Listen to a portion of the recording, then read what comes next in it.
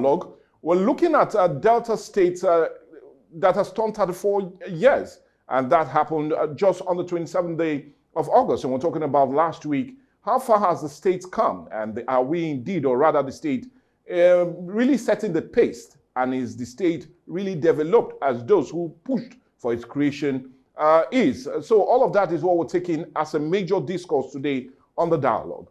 And to really help us look at this, we're now being joined by no other person but Dikin Kempela is the governorship candidate of the Labour Party in the 2023 general elections. And he will be joining us virtually all the way from Abuja.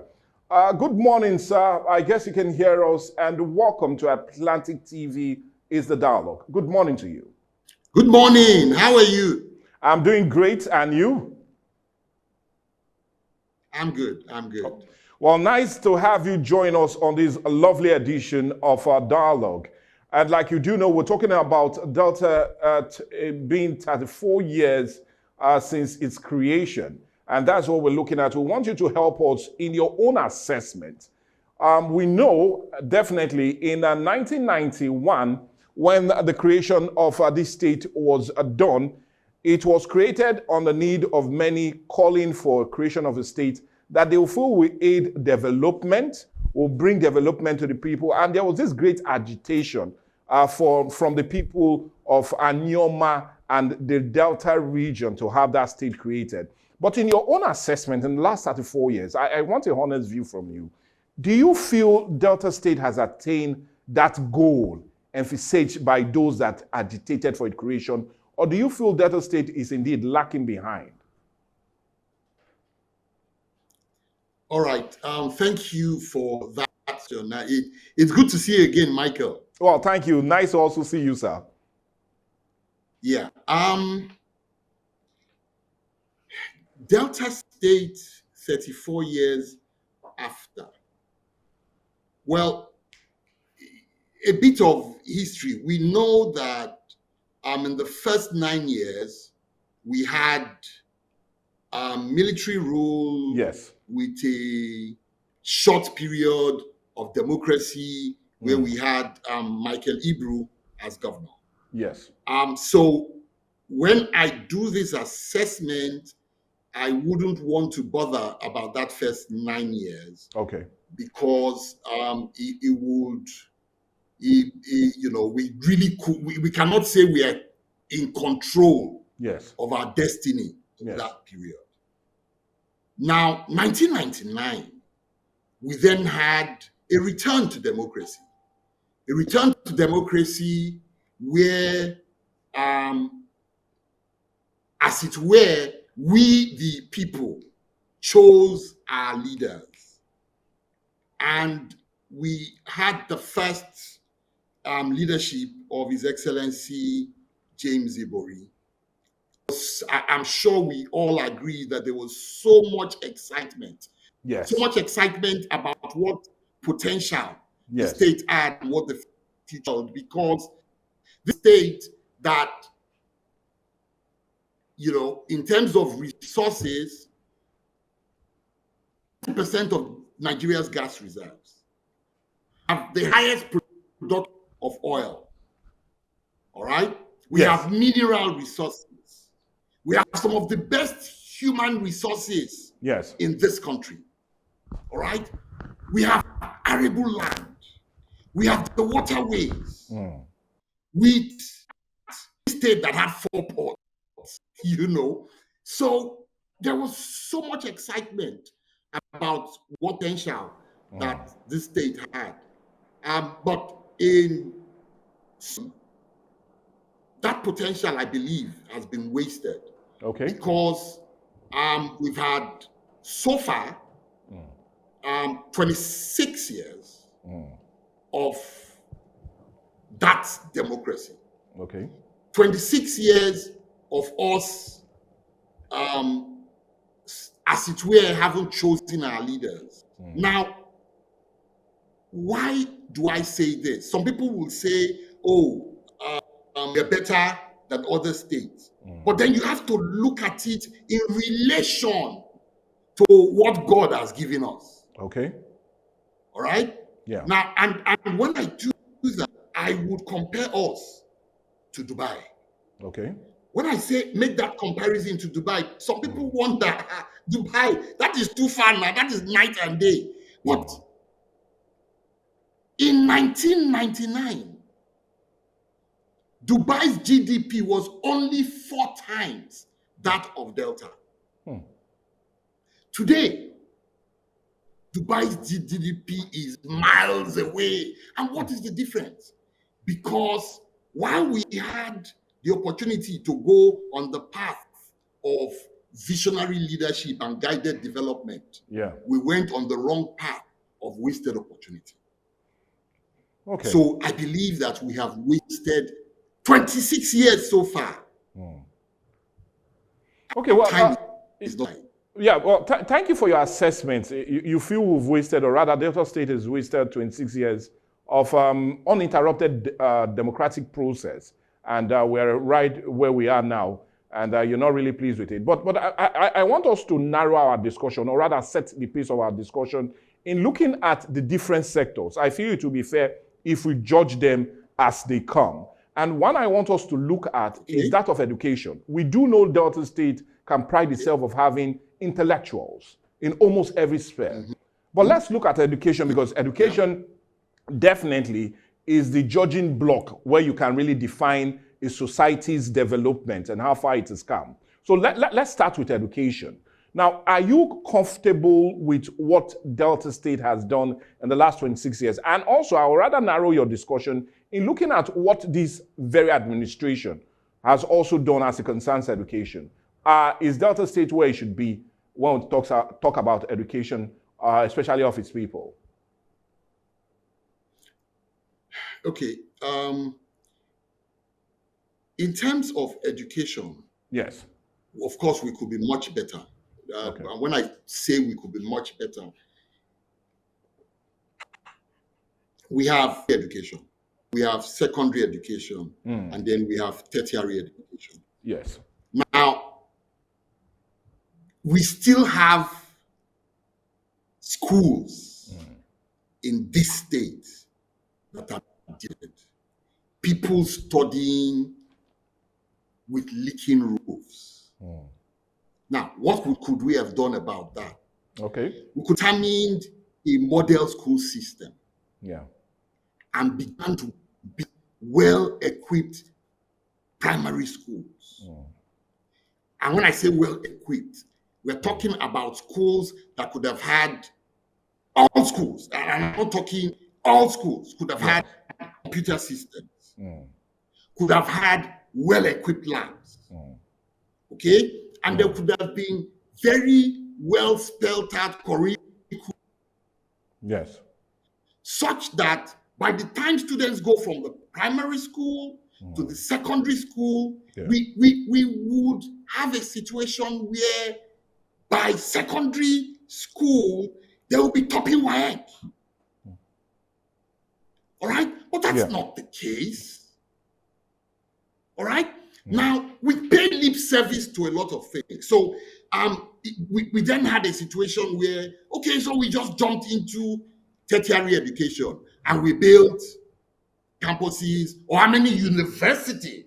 Four universities are what Delta State presently have. None of them is top class. All right? For some of them, they're as good as glorified secondary schools. Okay, so there's still a lot to be lacking in terms of education. Okay. Let's come back to that of primary and secondary education, because before we go to that of the tertiary institution, which you feel are more like glorified secondary schools.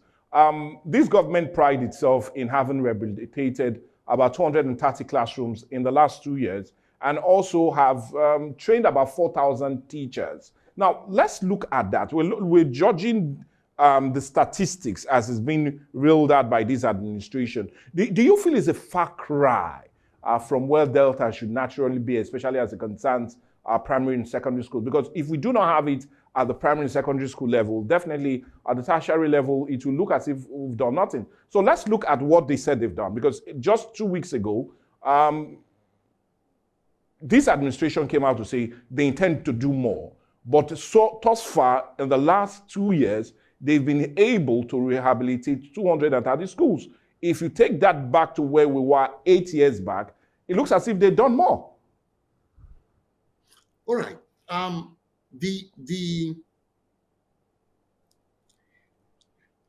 How I will address this question is in relation to results. Okay? Yeah. On one hand, you can say that we have innovated, and there's something about propaganda versus actual results. Okay. Okay? Now, accountability is, you can judge accountability based on, okay, we will do from the beginning, you say we will do so much. Yes. And the result of doing so much will give us Y. So we'll do X. The result of doing X will result in Y in terms of performance. Yeah. Do you understand? Yes. Now, we don't have a clear metric about what the government says it will do, say in 4 years, so you can measure. Okay. All right? Now, that's what we will do. How will it result in performance? So let me give an example. We have a governor in this country who, when he took over education, when he took over government, yes, all right, yeah, the school or his schools in his state were ranking 26th, all right, and then based on the measures he put in place, by the end of his tenure, or in a short while, the schools were ranking number 1 in education.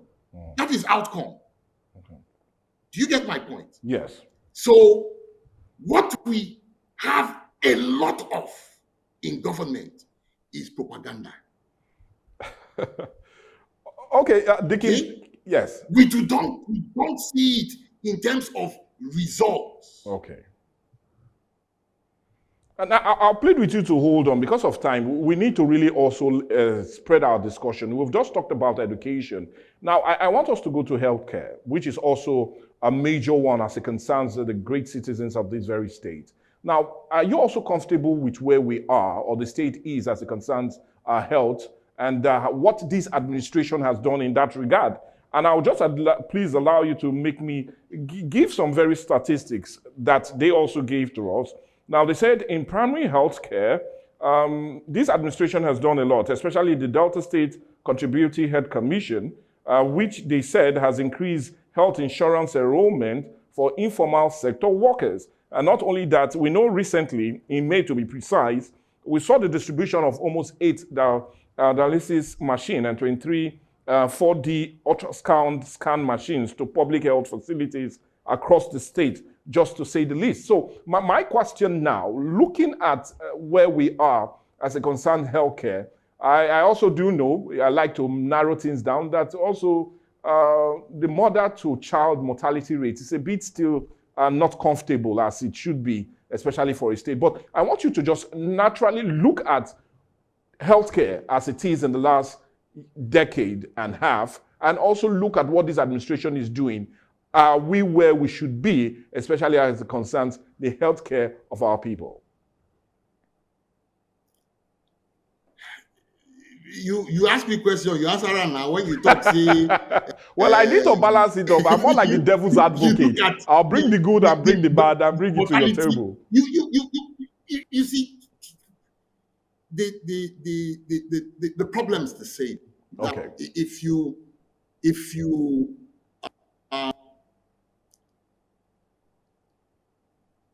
for a lot of people, Yeah.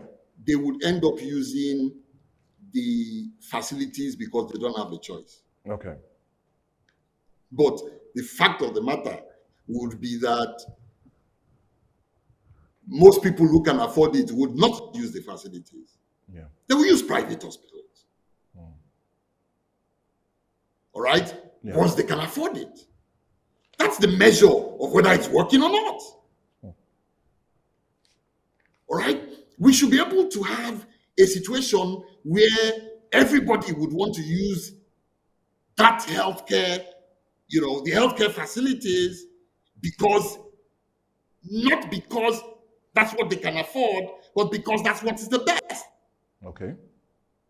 But that's not the situation. All right? So for me, it's the same thing. The statistics, I don't have them exactly on the tip of my fingers, but Okay. you just gave me an example of mortality rate. All right? So Yeah. it's for me, I look at things from a more holistic perspective. All right? From a more holistic perspective, in the sense that,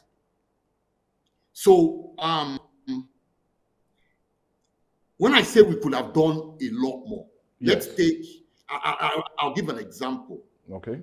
I visited the US a few weeks ago, a few months ago, and I took out time to visit UC Davis Hospital.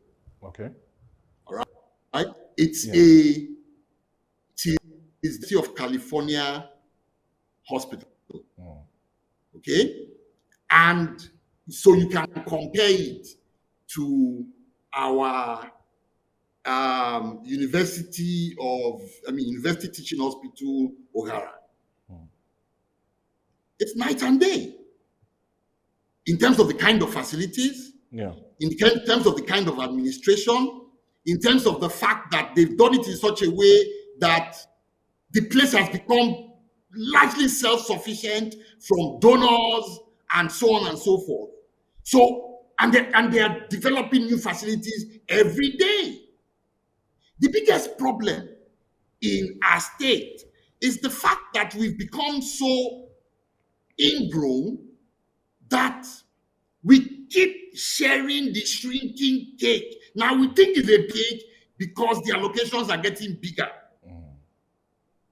But the fact remains that it's shrinking. Inflation is shrinking it. Growth in population is shrinking it. Foreign exchange rate is shrinking it. And we are not growing a bigger economic state. We are not finding new sources to grow our sources of income or our alternatives in terms of funding our infrastructure. That's a bigger problem for me than the individual silos of sectors that you're referring to. Because when you're comparing those sectors based on the small money we get.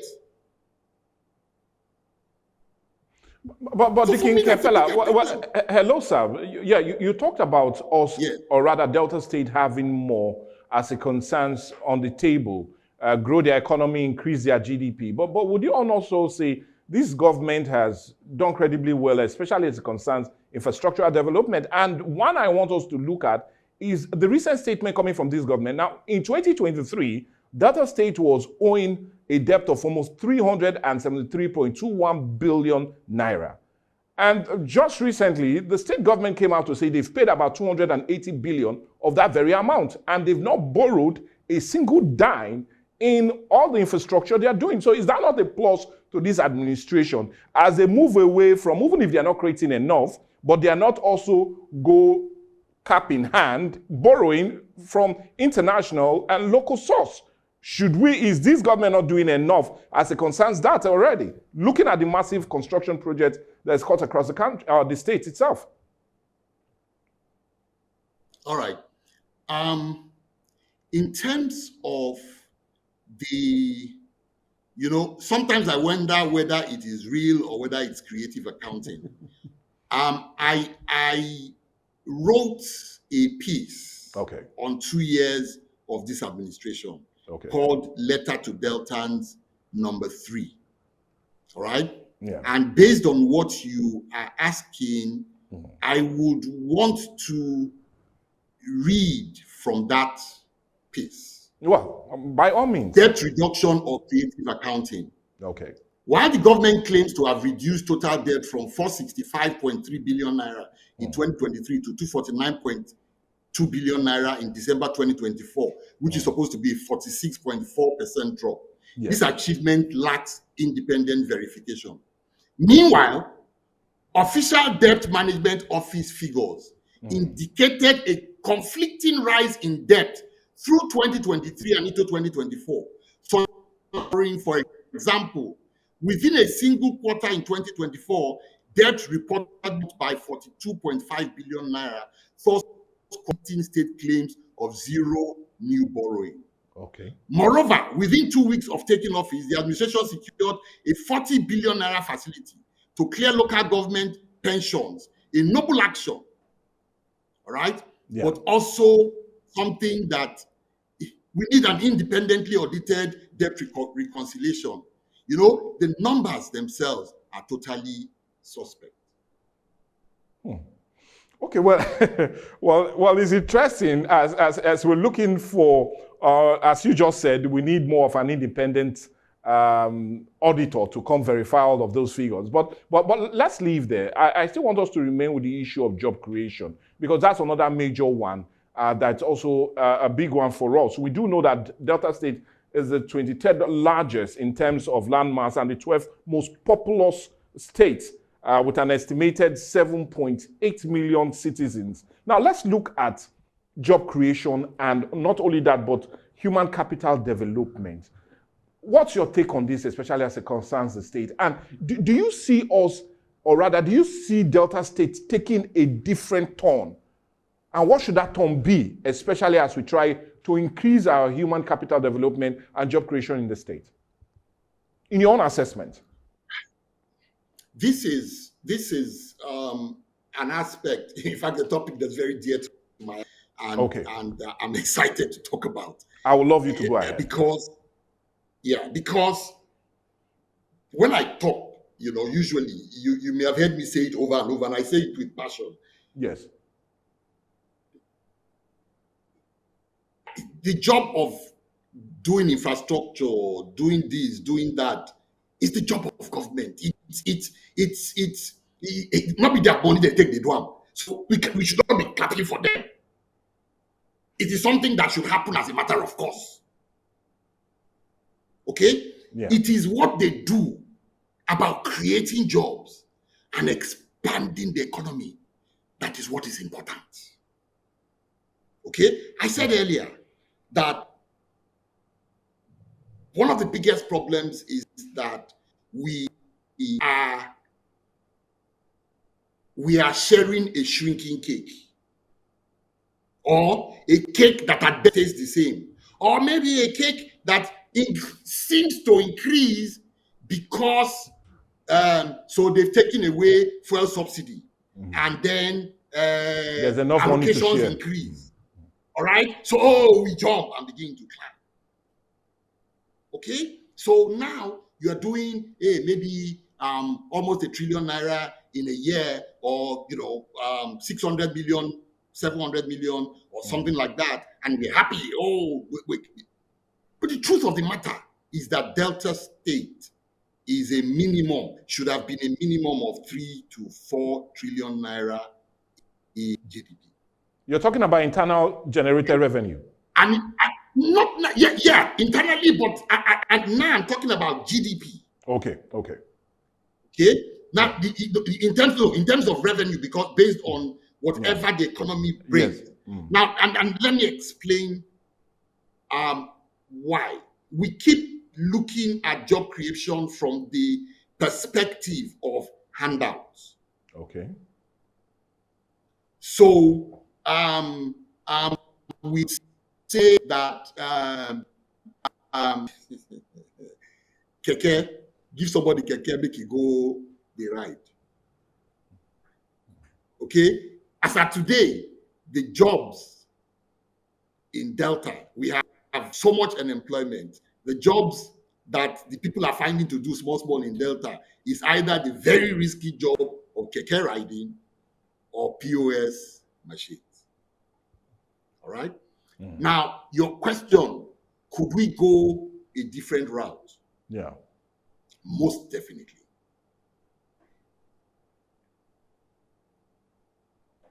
We have a plan. And I say it like this. We want to engender prosperity with 8 prosperity drivers. I say that people have did not quite understand what I was talking about. But in the last few months, I have taken the pains to put together an 86-page job creation manual. Okay? I call it a job creation manual because that is the job of what the prosperity drivers are supposed to do. And it brings out how, with those prosperity drivers, how they will be faced and how each one will affect the lives of Deltans in terms of their impact on the economy. So if you permit me, I would summarize. Because of time, we really need you to summarize that. Yes, I would just give me a minute and I will summarize each of those, in terms of the effect of the 8 prosperity drivers. Now, for the power and gas utilization, okay, that manual gives you a strategy. Okay. Then it gives you the strategic initiative, step by step, what we will do. Then it gives you how it will be phased. Phase 1, phase 2, phase 3. And then it will then give what is it will compare it. It compares it to what is happening today. Yeah. Okay? And then it gives you the projected economic and job impact over the 12-year period of the plan. All right? For power and gas utilization, it would generate 3.5 to 4 trillion naira in annual economy. It will create over 800,000 new jobs in energy infrastructure development and maintenance, off-grid solar, hybrid mini grids, and battery storage systems, modular gas to, in the sector. Yeah. It will give universal power access for over 5 million Deltans, 24/7 electricity. It will reduce energy costs for MSMEs by 50 to 70. It would unlock productivity gains by over 600 billion. And then we will have 1.5 trillion in climate finance and private capital mobilized into Delta's economy. And Delta would have become Nigeria's clean energy innovation leader. Okay. Then it lists the areas that the jobs will be created in, and like I said, contrasts with the current administration's what they are currently doing. Now, excuse me, sir. Before you go further, I'll plead with you to hold on. Yeah, we know in July, you just talked about power, but we also know in July, this very administration also kind of set up a roadmap to also see how they can decentralize mini-grid model and establish a new regulatory body to drive sustainable power markets. And they did that just in July, which is almost a layout of what they feel it will go. So I want you to look at this model you've talked about and look at what they intend to do. Don't you feel they're in the right position and that will indeed generate more jobs? It doesn't go far enough. Okay. It doesn't go far enough. All right? I've not fully studied. There's the new energy bill and all, the Energy Act and all that. So I've not fully studied it, but glancing through it, it doesn't go far enough. Okay. Because what it does is that it puts them in a regulatory, not in a driver's position. Okay, capacity. Okay. Okay. Okay? It doesn't, the plan doesn't also say how it's going to drive the process. This plan says how it drives the process. And you know, I was going to conclude with the promise. Okay. Instead of burning value into the air, we will convert it into jobs, enterprise, and global competitiveness. By connecting gas to GDP, we will transform Delta from a flaring state to a flourishing one, where power is not a privilege but the driver of prosperity. Electricity is not just light, it's livelihood, learning, and leverage for our people. Now, the second prosperity driver is 10 agro, industrial, and tech-driven destination cities. Okay. Following the same pattern, all right? The job creation manual outlines the strategy. Okay. Okay, and because of time, I won't take time to go through them. Yes, All because right? of time, please. But it outlines the strategy. Okay, it gives the strategic imperatives. Now, maybe I should talk a bit about the strategic imperatives. Now, we will specialize by zone. Each of Delta's 10 federal constituencies will host one purpose-built city, anchored around 10 key sectors from local resources, geographical strength, and economic opportunity.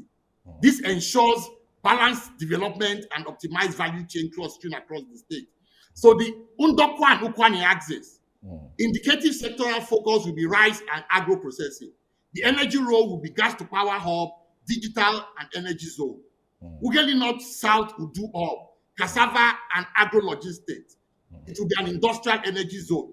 And so we detail, okay, zone by zone, what that will do. And then the detailed, of the strategy. Okay. Now, we also then talk about, one thing I'll talk about here is that the Delta Technical and Talent Academies. Yeah. Each city will host a DTTA satellite campus, equipping Delta youth with future-ready skills in clean energy, digital technology, agro-industrial systems, active enterprise. These academies will serve as launch Deacon Kempela, I would really love you to reel out more of these, maybe in our future discussion because of time. Because all we're really looking at is where Delta is at the moment and how far it has come. And it looks as if in all indication, with all of your analysis, you're not really comfortable of where Delta is at the moment. But on the mining, we're talking about Delta. I will plead with you, let's shift a bit and come to a national sense of our discussion. And one that many Nigerians, and especially Deltas, would like to hear from you. Hello? Michael, yes. Before we do that, I will just say that every Deltan, every Deltan and well-meaning Nigerian, and anybody that loves Delta, please look for the job creation manual. It's available on our social media channels for you to download. Okay. All right? And please take a look at it. Okay, anyway, we'll charge you for commercials for that, most certainly. It's not a commercial. It's not being sold. It's free. It's free. Okay. It is a public service announcement. Okay, we'll charge you for commercials on that. Be rest assured, my marketing team is coming for you on that. I will recommend it to you, Michael. You guys pick it.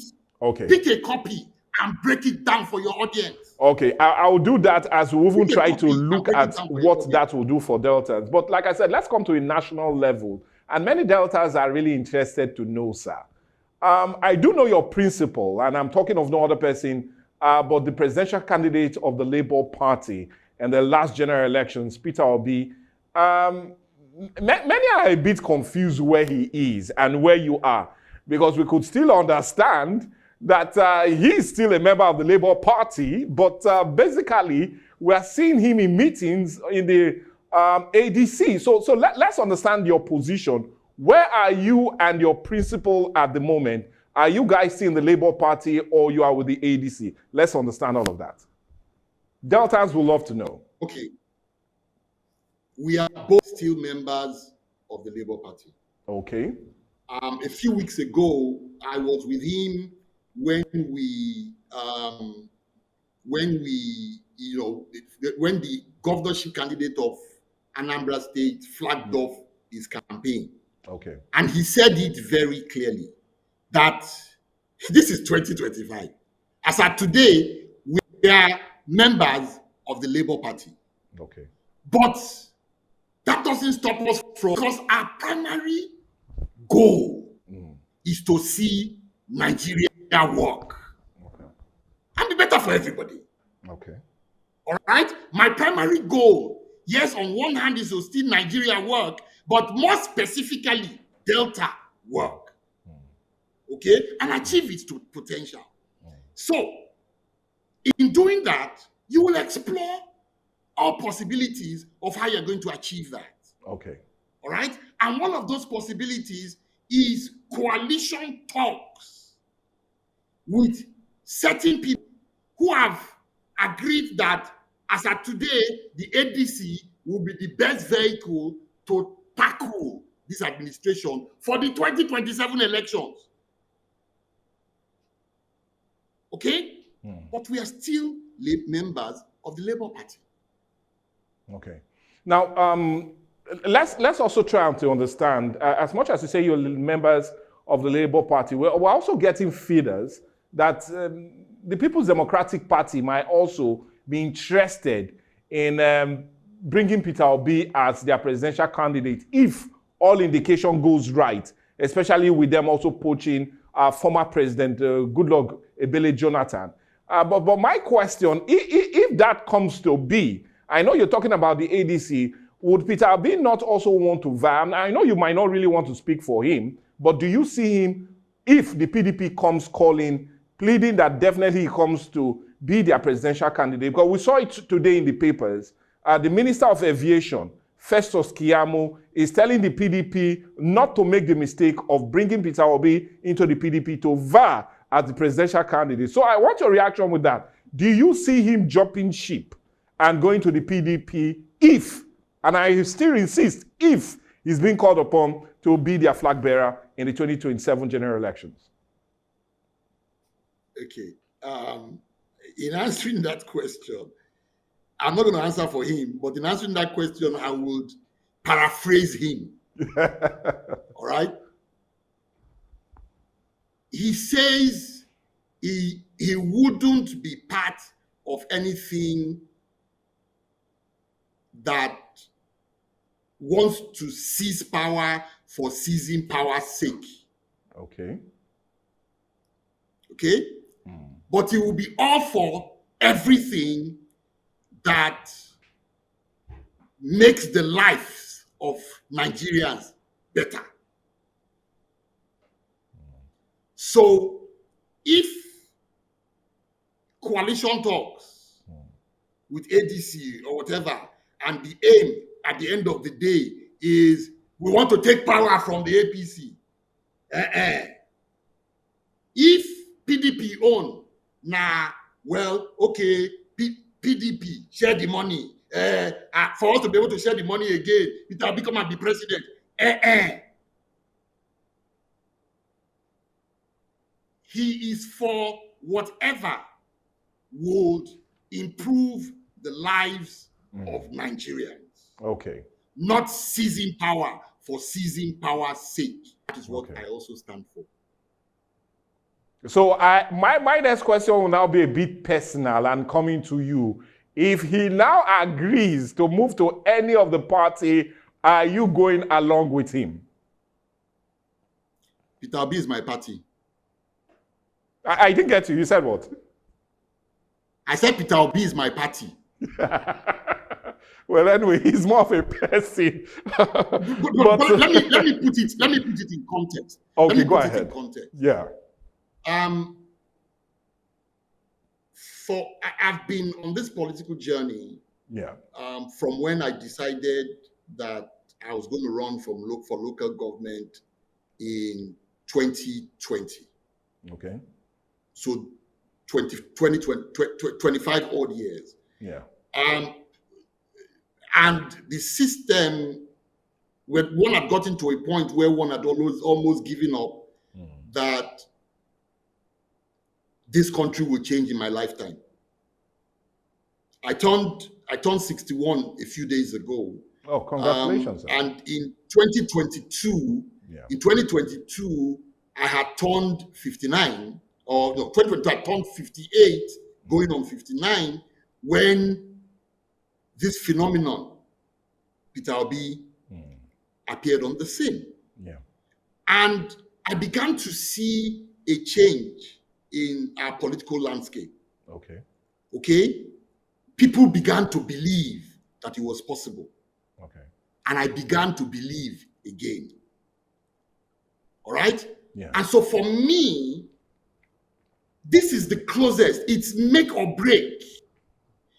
This is the closest that for some of us of our generation will ever come to Nigeria changing in our lifetime. Okay? So that is putting Peter Obi is my party in context. Okay.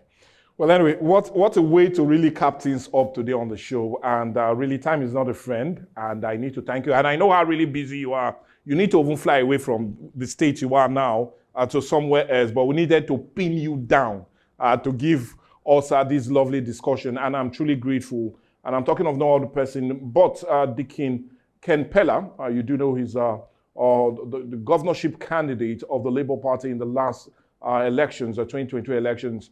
Thank you so much, sir, for coming on board and giving us your insight, not just necessarily on what you feel Delta should be, but your pain as you feel Delta has not attained that, and also giving us an insight on where we know you will definitely be in the next coming elections and where Peter Obi will definitely take his stand. Thank you for all of that. We truly appreciate you. But we always also say that on Atlantic TV, we'll be always willing to call upon you any other time for you to also give us an insight on what you need. Anytime, I'm a call away. Okay. Well, we truly appreciate that. Thank you so much, sir, for your time with us. We really appreciate your time with us. Thank you so much. Well, anyway, that's more like a wrap on Dialogue today. Like we talked about Delta, the big hat at 34 years. And we had a great interview, a one-on-one with the governorship candidate of the Labour Party in the 2023 general elections in Delta State, giving us his view of how Delta has been in the last 34 years, knowing that in the last 26 years there have been uninterrupted democratic process in the state, and he feels the present administration needs to do more as it concerns some indices, and that's been reeled out. We're talking about that of human capital development, and most certainly that of health and education.